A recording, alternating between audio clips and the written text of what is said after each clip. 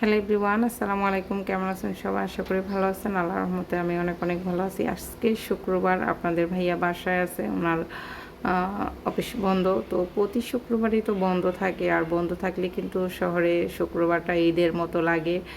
কেন জানি না, চারিদিকে সবাই দুপুরবেলা নামাজের জন্য যাবে, হাউকাউ হামগাম, সবার বাসায় পোলাও মাংস রান্নার আয়োজন করা হয়।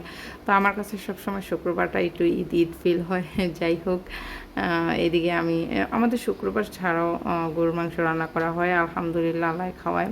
গরুর মাংস, মুরগির মাংস, বেশি একটু গরুর মাংসটাই আনা হয়, কারণ গরুর মাংসটা আনলেও হচ্ছে কি কোনো ঝামেলা হয় না, একটু বড় পিস থাকে, ছোটো পিস দিয়ে রান্না করে নেওয়া যায়। আর মুরগিটা আনলে কাটাকুটা করা, রান্না করা। তাছাড়া ব্রয়লার মুরগি আমরা খাই না, লাল মুরগি, দেশি মুরগি, ওইগুলা হাঁস, দেশি হাঁস ওইগুলা পাওয়া যায়, আনা যায়। তো ওইগুলো হচ্ছে কি কাটা বাছা অনেক ঝামেলা, ওইগুলা পরিষ্কার করে আনা যায়, কিন্তু কাইটা তো আর দেয় না, ওইগুলো কাটতে হয়, ঝামেলা টামেলা। তো এই জন্য বেশিরভাগ আপনাদের ভাইয়াকে বলছি মাংসই নিয়ে আসতে। গরুর মাংসটা কোনো ঝামেলা নাই। খাসির মাংস আমাদের খাওয়া হয় মাঝে মধ্যে।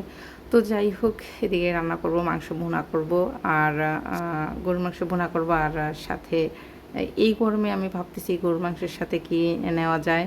তো হঠাৎ করে মনে আসলো যে আপনাদের ভাইয়া তো আম নিয়ে আসছিলো, আম দিয়ে ডাল রান্না করা যাক। আম দিয়ে কিন্তু আমি ডাল খুবই পছন্দ করি, চোকা চোকা একটা ভাব লাগে, আমার কাছে অনেক ভালো লাগে, বিশ্বাস করেন। তো যাই হোক, আমি এই জন্য সবসময় যখনই আমের সিজন আসে আমি আম দিয়ে প্রচুর, যতদিন আম থাকবে কাঁচা আম আমি ইচ্ছে মতো ডাল রান্না করে খাবো। আপনাদের ভাইয়াও খায়, তেমন একটা পছন্দ করে না।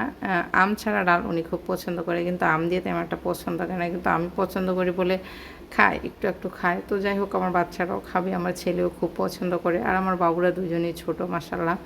তো এখন যে গরম পড়তেছে, ডাক্তাররা বলছে বেশিরভাগ যেরকম গরম পড়ে ওইরকম মানে মানুষ আর কি তেমন আছে না, হাবি জাবি তরকারি একেবারে বেশি, মাংসটা এসব না খেয়ে শাক টাক একটু খাইলে ভালো হয়, তারপর ডাল একটু খাইলে টাইলে ভালো হয় এই গরমে। কারণ যত পাতলা খাবার খাওয়া যাবে ততই কিন্তু স্বাস্থ্যের জন্য ভালো।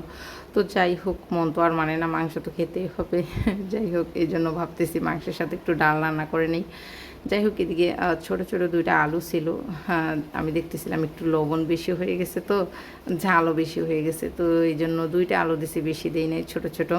আর এরকম শুকনাই বুনো করব, কারণ সাথে ডাল আছে। আর ওইদিকে আমার ডাল রান্নাটা হয়ে গেছে, ডালের আমি বাগার দিয়ে দিছি, আর আমটাও দিয়ে দিছি, আমটাও একটু তেলে ভেজে দিয়ে দিছি, আর রান্না আমার হয়ে গেছে। আমি ধনে পাতাটাও দিয়ে দিছি। তো যাই হোক, ভিডিওটা যদি ভালো লাগে অবশ্যই লাইক কমেন্ট শেয়ার করে দেবেন, আর সবাই এভাবে আমার পাশে থাকবেন, আমাকে সাপোর্ট করবেন। সব সময় আপনারা পাশে থাকলে আমি আরও সামনে এগোতে পারবো। সবাই ভালো থাকবেন, আল্লাহ হাফিজ।